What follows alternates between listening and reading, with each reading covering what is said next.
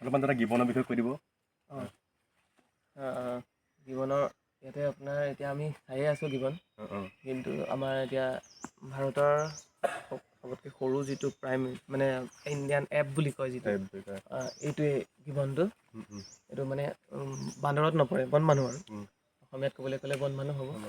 ইয়াতে গিবন চেঞ্চুৰীখনত আমাৰ 7টা প্ৰজাতি বান্দৰ পোৱা যায়। গোটেই এছিয়াত 11টা প্ৰজাতি বান্দৰত আছে, তাৰে 7টা প্ৰজাতি ইয়াতে একেলগে আছে। ইয়াতে হ'ল 1 নম্বৰ এইটো গিবন, কেপলেংগুৰ। তাৰপিছত কেপলেংগুৰটো অসমীয়াত আমাৰ টুপিমূৰীয়া বান্দৰ।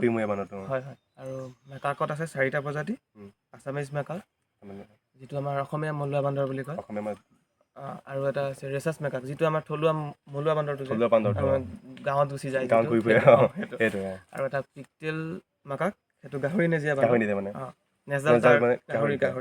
আৰু ষ্টামটেল মাকাক, যিটো সেন্দুৰীয়া বান্দৰ, তাৰ নেজডাল তাৰো একদম অকণমান নাই বুলি ক'ব। মুখখন হেৰি নিবা ৰঙা। এই বেছিকৈ মাটিত চৰে মানে। ৰাতি শুবৰ সময়তহে গছলৈ উঠে, ৰাতিপুৱা নামে আৰু দিনটো মাটিতে থাকে। আৰু এটা আছে স্ল' লৰি, যিটো নক্টাৰ্নেল স্পেচিছ, লাজুকী বান্দৰ অসমীয়াত কয়। ইয়াতে 7টা প্ৰজাতিৰ বান্দৰ আছে। সেইটো দিনত পোৱা নাযায় ন? সেইটো নাই, দিনত নাপায়, ৰাতিহে ওলাই ন? ৰাতিহে পোৱা যায়। ভাল ডাঙৰ টৰ্চ হ'লে মানে দেখা পোৱা যায় কেতিয়াবা।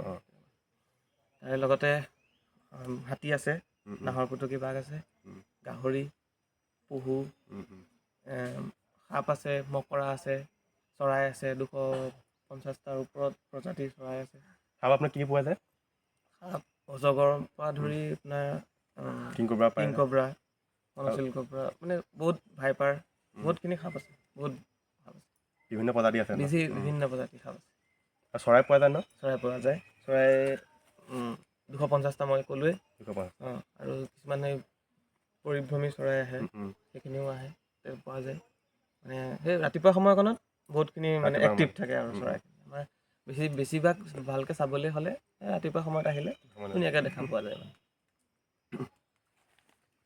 হয়, দাদাই কৈছে আপোনালোকে যদিহে গিবন চাব বিচাৰে, আপোনালোকে ৰাতিপুৱা টাইমতে আহিব লাগিব, তেতিয়াহে আপোনালোকে ভালদৰে গিবন দেখিবলৈ পাব।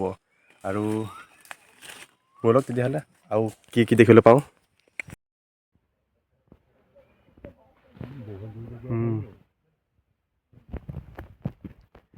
গিবন আৰু বান্দৰৰ মাজত মেইন ডিফাৰেঞ্চটো হ'ল আপোনাৰ বান্দৰত নেজ থাকে আৰু গিবনৰ আপোনাৰ নেজ নাথাকে। সেইটো কাৰণে ইহঁতক এপ বুলি কোৱা হয়। আপোনাক মই কৈ এতিয়া আমি জংঘলৰ ভিতৰৰ পৰা অলপ বাহিৰলৈ ওলাই দিছোঁ। ৰাস্তা ইয়াত বেছি দেৰি থকাটো ইমান ভালো নহয়, যিহেতু জংঘলৰ কথা। ব'লক।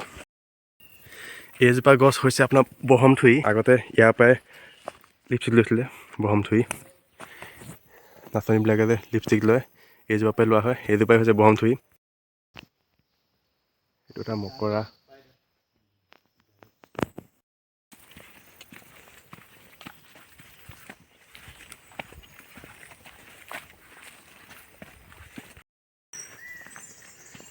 ইয়াত মই কোনো ধৰণৰ মিউজিক এড কৰা নাই। ইয়াৰ যিটো আপোনাৰ চাউণ্ড, যিটো আপোনাৰ নেচাৰেল চাউণ্ডটোৱে মানে শুনি ভাল লাগে। আপোনালোকে শুনি চাওক, ইয়াত আপোনাৰ বিভিন্ন প্ৰকাৰ চৰাই চিৰিকটিৰ মাত শুনিবলৈ পাব। এই চাউণ্ডটো শুনি কিন্তু মজা লাগে।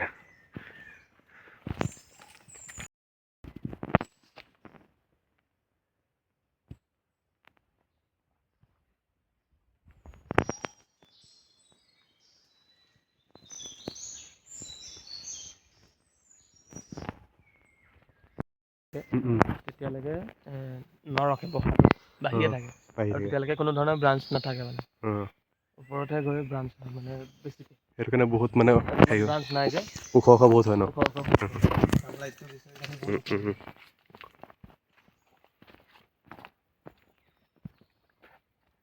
গছজোপাৰ গাত সেইকাৰণে মানে জাল নাই।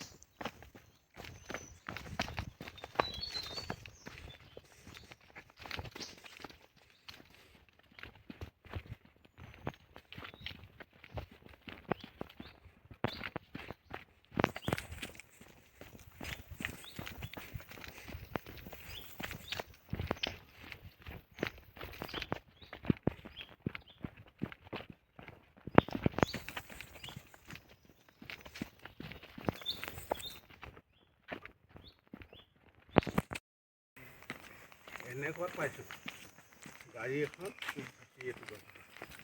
গিলাচখন নমাই অসমতে ইমান ইমান ধুনীয়া ধুনীয়া ঠাই আছে আপোনালোকে চাব পাৰে আৰু বহুত দেশ বিদেশৰ পৰা পৰ্যটকসকল আহে ইয়াত চাবৰ কাৰণে কিন্তু আমাৰ অসমীয়া মানুহ বহুত কম আহে আৰু আপোনালোকে চাওঁ বুলি ক'লে আমাৰ অসমৰ ভিতৰতে বহুত এনেকুৱা ধুনীয়া ধুনীয়া ঠাই আছে আপোনালোকে চাব পাৰে আৰু আপোনালোকে ইয়াতো আহিব পাৰে গিবনত গিবন এনেকুৱা এটা এপ যিটো মানে পৃথিৱীৰ কেইখনমান ঠাইতে পোৱা যায় বহুত ৰেয়াৰ হয়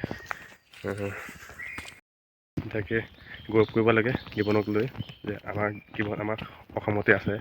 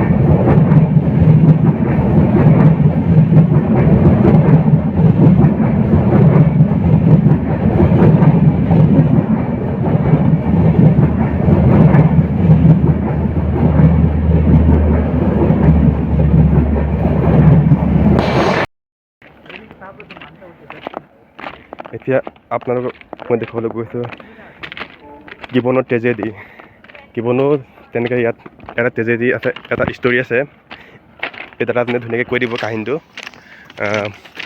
পুৰক অকণমান জীৱনৰ আগবাঢ়ি এটা ডাঙৰ সমস্যা বুলি ক'ব পাৰি ৰেলৱে ট্ৰেকটো অঁ কিয়নো গিবন যিহেতু মাতিলে নানামে তাহাঁতি মানে এইফালে যিখিনি তাহাঁতৰ পৰিয়াল আছে এইফালে আহিব এইটো পাৰত আহিব নোৱাৰে তো মাতিলে নানামে কাৰণে এতিয়া এই মানে মাজত মানে একো কোনো হেৰি নাই কেনপি ব্ৰিজ নাই বা কিবা নাই এতিয়া নতুনকৈ বনাইছে দেখিবলৈ পাইছে চাগে এইখন নেটখন লগাই সেইফালে পাৰ হয় নে বাৰু এনেই এতিয়ালৈকে কিন্তু পাৰ হোৱা নাই ব্যৱহাৰ কৰা নাই চাগে কৰিব নকৰিব নাজানো কিন্তু নেচাৰেলি যদি গছ তেনেকৈ জইন হ'লহেঁতেন তেতিয়া গছ জইন হোৱাহেঁতেন চাগে গ'ল চাগে গ'লহেঁতেন।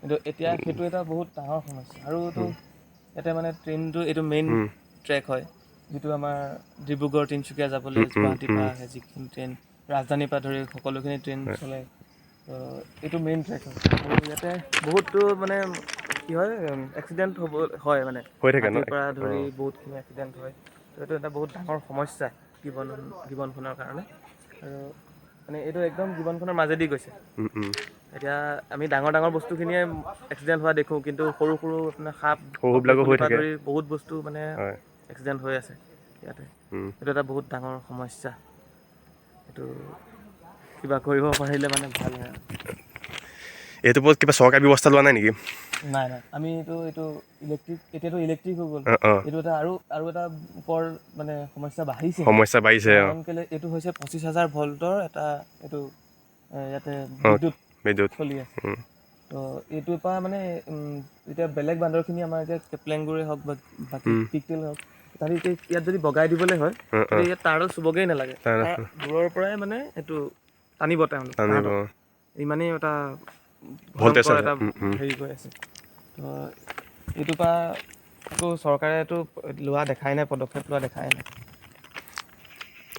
চৰকাৰেতো ল'ম বুলি ক'লে ল'ব পাৰে ল'ব পাৰে পদক্ষেপটো এইখিনি তেওঁলোকে অন্ততঃ ইলেক্ট্ৰিক নকৰা হ'লে বহুত ভাল আছিলে এতিয়া উপায় নাই আৰু চৰকাৰে এই পাৰ্টটো গিবনখিনি মানে এই পাৰ্টটো মানে লগ হ'ব নোৱাৰে ন নোৱাৰে সেইটো এটা বহুত ডাঙৰ সমস্যা এইবিলাক কেতিয়া ঠিক হ'ব বাৰু ঠিকান নাই কিন্তু এতিয়া উপায়ো নাই এতিয়া আমিনো কি কৰিম আমিতো আকৌ ভিডিঅ' এনেকৈ বনাব পাৰিম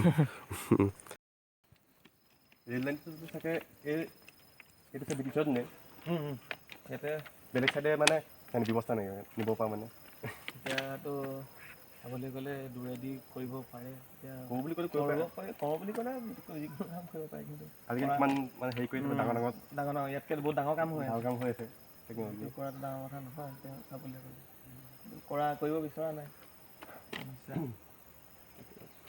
ৰেলৰ কাৰণে ছাইডত গছ হ'ব নোৱাৰে, গছ হৈ গ'লে ৰেলে ৰাতি নেদেখে, কুঁৱলীৰ সমস্যা হয়। গছ সংযোগ কৰিব বুলি ক'লে সংযোগ কৰিব নোৱাৰে, সংযোগ কৰিব নোৱাৰে, ট্ৰেইনৰ কাৰণে নোৱাৰে। ট্ৰেইনৰ কাৰণে নোৱাৰে। এনেই ওপৰেদি গছ সংযোগ হৈ যোৱা হ'লে তেতিয়া আপোনাৰ পাৰ হ'ল, ইপাৰ সিপাৰ হৈ গ'ল ইপাৰ সিপাৰ হ'ল, কোনো সমস্যা নাছিলে তেতিয়া। কিন্তু এতিয়া সেইটো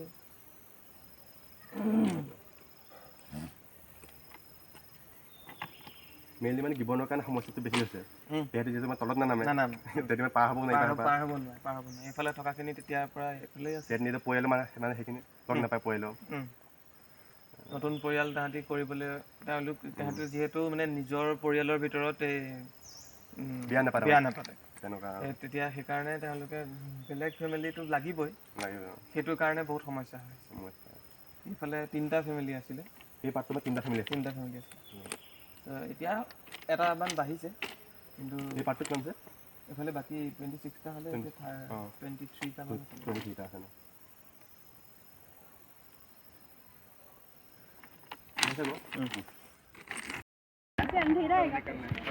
বহুত দূৰ দূৰৰ পৰা টুৰিষ্টসকল আহিছে।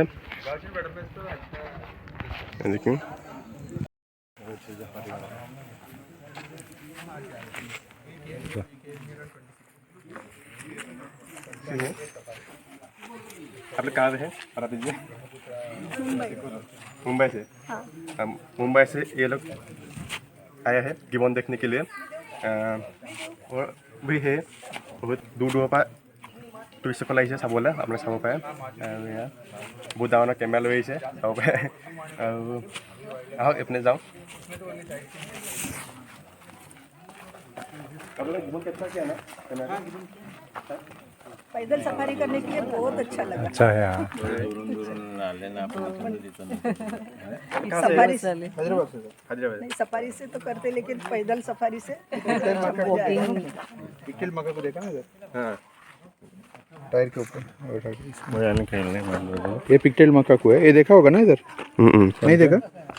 पिक्चर में नहीं देखा। नहीं देखा ना, ये इधर अभी दिख रहा था इधर वाला जो गिबन देखा है सिर्फ। ये पिकटेल मका का है, इसका टाइल बहुत छोटा रहता है। ये जल्दी दिख गया आपको, तेल पिक जैसा है ना, तेल टाइल पिक जैसे बहुत छोटा रहता है। है। लेकिन ये जल्दी दिख गया आपको। टाइल देखो इतना ही है। बंदर का टाइल का भी बहुत बुरा रहता है। मका का काम है।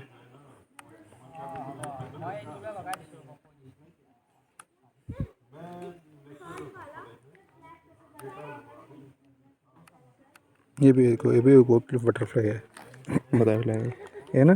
इसी से बटरफ्लाई एक्चुअली देखे तो पत्ता जैसा दिखेगा, बट इट्स बटरफ्लाई। অসমৰ বাহিৰৰ পৰা টুৰিষ্টসকল আহিছে, ধুনীয়াকৈ ডাঙৰ ডাঙৰ কেমেৰা লৈ আহিছে আৰু ধুনীয়াকৈ গিবনটো কেপচাৰ কৰিছে। আৰু বিভিন্ন প্ৰজাতিৰ বান্দৰবিলাকো এইকেইজনে কেপচাৰ কৰিছে। এইকেইজনে হায়দৰাবাদৰ পৰা আহিছে, আৰু এইফালে আপোনাৰ হায়দৰাবাদ মুম্বাইৰ পৰা আহিছে। ফাইনেলি আমাৰ গিবন চাই হৈ গ'ল, আৰু এই দাদাজনে বহুত ধুনীয়াকৈ আমাক গাইড কৰিলে, ধুনীয়াকৈ দেখুৱালে। আৰু এইজনে আমাৰ টুৰিষ্ট গাইড হিচাপে কাম কৰে ইয়াতে। আপোনালোকে যদি চাব বিচাৰে গিবন, এইজনক কণ্টেক্ট কৰিব পাৰে। আপোনালোক লগ পাই ভাল লাগিলে। আৰু আমাৰ এই দাদা দাদা ভাল লাগিলে। ধন্যবাদ। এই ঠিক আছে আহিছোঁ বাৰু।